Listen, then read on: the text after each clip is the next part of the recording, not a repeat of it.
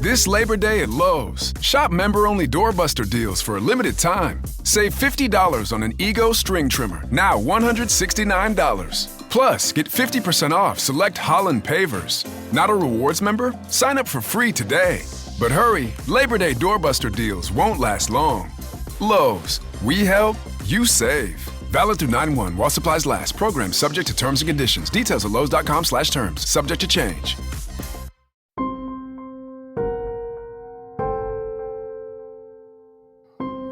Hello, podcast world.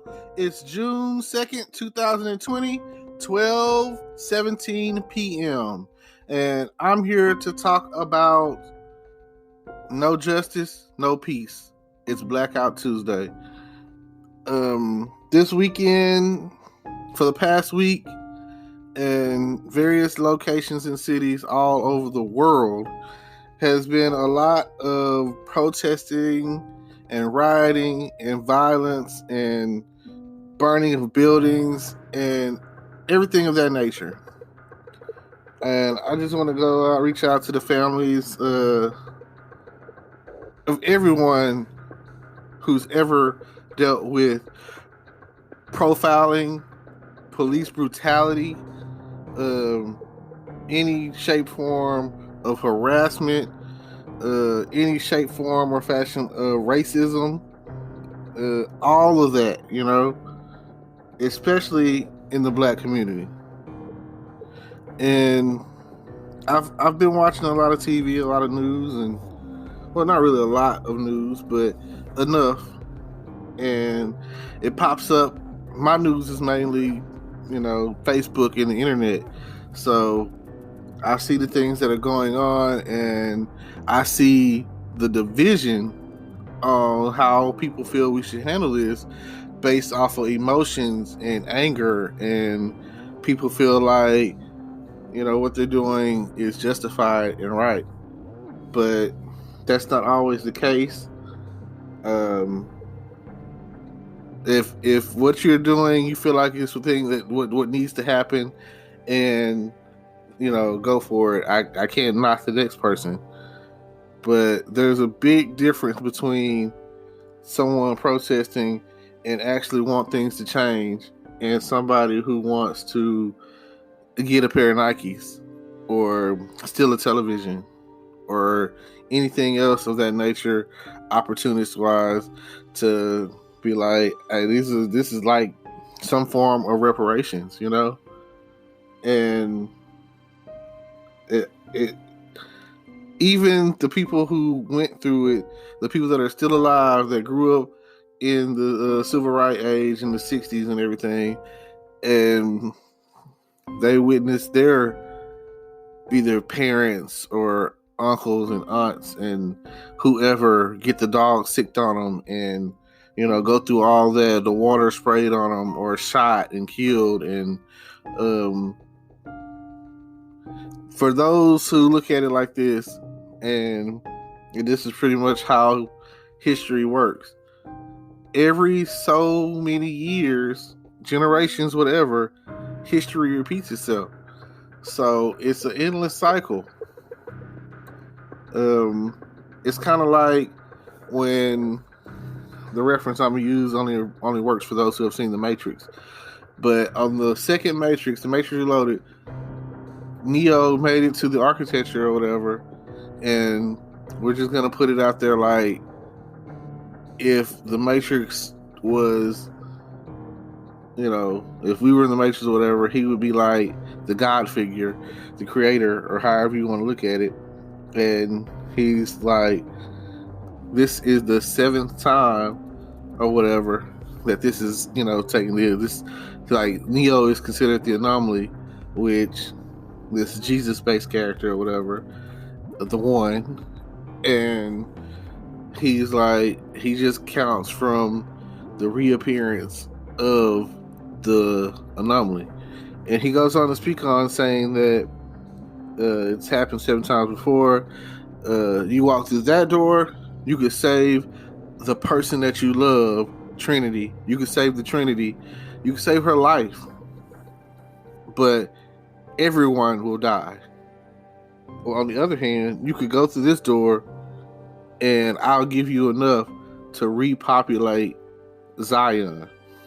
And of course, you know, they have the whole little spiel, and it boils down to a matter of choice. And now, when I speak on choice, I speak and say this. That's the issue. Free will. You have the decision to make the choice to do what's right.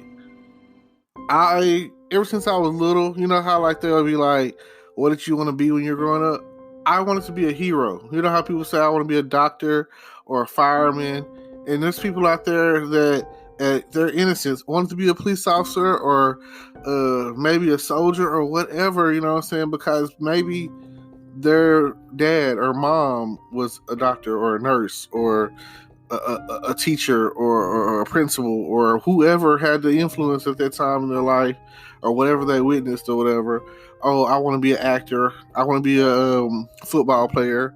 I want to be a musician. You know, I want to be the next Michael Jackson or whoever. You know, I want to be the next Aretha Franklin, Beyonce.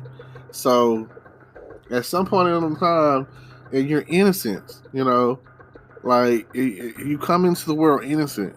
Hate is taught. Like when I was a kid, I didn't know to hate white people. I didn't know to hate my own kind. I didn't know to hate. Well, we didn't really have anything at my school. You know, maybe one like Hispanic family and one Indian family, and they had pretty much enough kids and stuff to go through the whole district. But point being, I was never taught to hate. I was taught to love. And going through school, I started learning that people hated me because I was me. Classmates, they hated me because their parents said you shouldn't like him. His skin color is different. And complete strangers that just hated me, you know? And I've never liked the feel of being hated. I've never liked the feel of hating someone. And deep down in my heart, I can't sit there and say that I've never hated anyone. There's people out there in the world who I feel like they wrong me, and I hate them, you know? But that's not a good feeling. Love is a good feeling. It's a good feeling to love. It's a good feeling to be loved, you know? And it's not a good feeling to stand against hate and stand for love while someone over here that you love is hating. Like, stop the hate. And even in the midst of all the drama that's going on, the spark that took the flame that this go around, because right now it seems like we're in a perpetuated, never-ending fight for justice. And they say no justice, no peace. It just seems like if that's the case, it don't seem like we're ever gonna be at peace. Like, wars happen for a reason. And if you look back in history, every time there was war, there was change. So I'll credit that to, had not wars like the Alamo, where they drew a line in the sand and a line in the sand and said, cross this line if you stand with me, you know? And everyone crossed that line. Everyone stood there knowing that they didn't have enough. They were the underdogs. And they didn't necessarily, they lost. they got it handed to them or whatever. But they stood their ground, and because they did that, in the long run, change came. And that's why we remember the Alamo. Especially if you're a Texan, you know. I don't know about any other state, but I know that when I was in 7th grade, they taught us Texas history.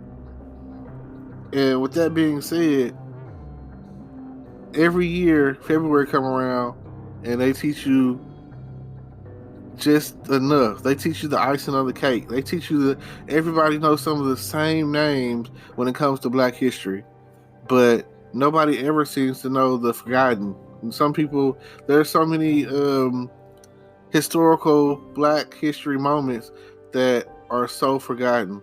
And I feel like in that 28 days or less of history, not only did the school fail us, but our communities failed us. Because I'm not going to sit there and say that I knew a lot of these movies that are coming out of people that are like now passing, or moments that happen in different cities and states. And if I was into football before the movie Remember the Titans came out, I should have knew about the history of the integration and Remember the Titans and all that. I should have knew about that. Like, TV and movies shouldn't teach me what I should be learning in school, like or at home in my community or whatever. Because that's the issue. A lot of people feel like the school's job is to teach, when you learn more from your family and peers and friends than you ever would learn from a teacher. There are some teachers out there that I give credit to that I'll never forget, that taught me. They taught me math, they taught me science, they taught me reading, they taught me English, but some of them even taught me life lessons. And those are the teachers that I stand with. The teachers that, if you don't do right, they're going to tell you this is what's going to happen. You hear me? You know? I have some teachers that, some of my favorite teachers, and I feel like teachers are very discredited. But we and underpaid. Like, I know there's always a financial issue. I know that if you go to certain schools where there's more wealth in the community, that or you're brought in more championships or whatever, then there's more money there for the school compared to some of these schools that I'm just glad that I went to the school that I went to. Went to Liberty Island High School and here in Texarkana, and the schools here compared to schools that I've like when I went to college and I came across schools from other places, from California, Dallas, and Houston, and out of state, period, like majority, like out of state schools or whatever. If you went to a school with metal detectors or whatever, I'm sorry. I feel sorry for you. That means that there is enough violence coming into your school that they feel for your safety. Like, this is, you have lean on me moments to where you have to worry about what's outside the school, and is your child going to make it home safely, or is there gang activity, and is that the reason why they're afraid to go to school or leave school, or like, you have to worry about who's watching school. Then you have to worry about I'm gonna say sexual predators that are, I would say looking for your daughter, but some of them are looking for your son. Like, it doesn't matter. Some people are just sick, that's sick, and they are there trying to lure them away, and it's just crazy, This if they're not learning it at home, if the community isn't safe and isn't saving them, then who will? Now, George Floyd's family, his brother stood there and said that that's not what his brother would have wanted in his name. And I can understand where he's coming from. Everyone is, like I said, people are upset, and it's been going on forever. Like, and that's because, and I feel like the reason people feel the way they feel is not because it's happening, and they speak on no justice, no peace, is because, like I say, no justice, no peace. They're not doing anything about it. You know, like it's so easy to become a cop. It's ridiculous. You go into the academy or whatever, couple of months in, months out. You know what I'm saying? Next thing you know, you got the badge, you got the gun, and they're not. Like that's all they do is once you are a citizen with a gun, a policeman with a gun, a gangster with a gun, a bully with a gun, if you got the juice to pull that trigger, then I don't know what to say. Like if you willing to take a life, like Black Lives Matter. And I can't speak of what a person's soul is like, but this is my thing. There has to be a way to do the job without taking life. Like, can't you, like the way that you stopping these protesters with tear gas, or the way that you shooting them with rubber bullets, like why can't we at least like level down to level up? Why can't we be like, you know, non-lethal? Why are we focusing on non-lethal methods to stop criminals? Why aren't we getting these guns off the streets? And that's on all ends, you know. In certain places or whatever, they have really strict gun policies, really strict. Fortunately, fortunately, that's good in a way. But at the end of the day, everyone still reverts to saying something about the Second Amendment and the NRA and all that kind of stuff. And here in Texas, it's easy to get a gun. It's so easy. Like, oh, you want a gun? No, let me see your license. Okay.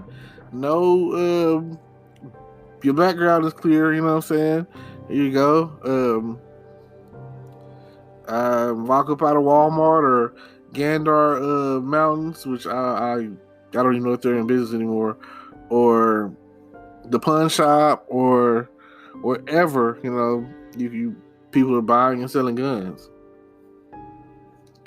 So you got these guns. When I walk into this one pawn shop that I go to sometimes with my friends, and behind that counter is an arsenal of assault rifles and guns, and I just be like, man, are the Terminators coming or something? Like, is it a war? Like, who needs all these kind of guns or whatever? And I have friends out there that are gun lovers. I have friends in the military that, you know, they have their service revolver, all of that, you know, they got their pistol. And I understand that. They've been trained. They know how to use a gun, and they know how to shoot, and they know who to shoot. You know, they you know, I feel, you know, a little bit better about that. But they're not out there just shooting anybody, you know. They're not there like you know, most people that I know, we not killers. Most people I know, we just want to, you know, if you in the deed of protection, you're trying to protect someone or protect your family, and you have that gun, then that's a different situation. Like that is like Second Amendment 101. Like, the reason I have this gun is I feel threatened. I feel the need to protect my family based off of where you live, all of that, you know. And that is like the only time that, you know, that I don't know. I can't really understand people's desire to have a gun, which is also in my world a desire to want to take someone's life at some point in time. You know, I don't know. It's dealing with guns for some people it gives them an adrenaline rush. Some people, it scares them. They're afraid. They're like, oh man, I don't want anything to do with that. And I know that you've seen all of those TV shows that some kid got a hold to their people's gun and thought it was cool, maybe took it to school, maybe had a friend come over after school or whatever the case was, and like was playing with it because they thought it was a toy, kids, how kids are, which it ended up like someone getting hurt or shot or whatever, And at the end of the day, here's another thing about the guns. As like children, we buying them guns and putting the guns in their hand and making it seem like that's okay. Like, and then, I've been playing video games, violent video games, shooting games, or whatever, since arcade days, and since like regular Nintendo. And I just feel like we teach a lot of violence, and it's like we teach a lot of violence, a lot of hate, and we should be teaching more about love. All right, well, guess it's about that time to let y'all go, and I'll leave y'all with this: love, don't hate, better, not bitter. Let's don't forget to like, comment, subscribe.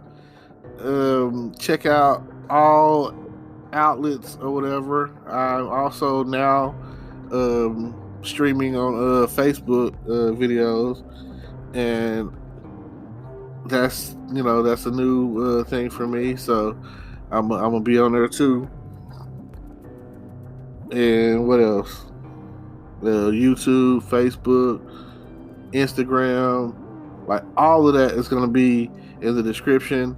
All the details that you need to get in touch with me or make a donation or subscribe or whatever, it's about building this thing to the next level. And if you feel what I'm saying, let me know. Like, let me know how y'all feeling about what's going on out there as far as the no justice, no peace for George Floyd. And I'll, speak with y'all later. Thank you for listening to my podcast. Today is your lucky day. Today is the day that our $3 website works for you, paying you directly to your PayPal daily. Imagine $3 ongoing continuous payments to your PayPal account. Imagine falling asleep and waking up to $300 in your PayPal account. How would this make you feel? How could this help you? What bills could you pay? What kind of fun could you have? What does that retirement look like now? All for a one-time payment of $3. This website is DFY done for you, fully built and completely hosted, and never stops collecting payments for you. You have spent $3 on coffee on a regular, but that coffee won't help you create multiple streams of income. Click the link below.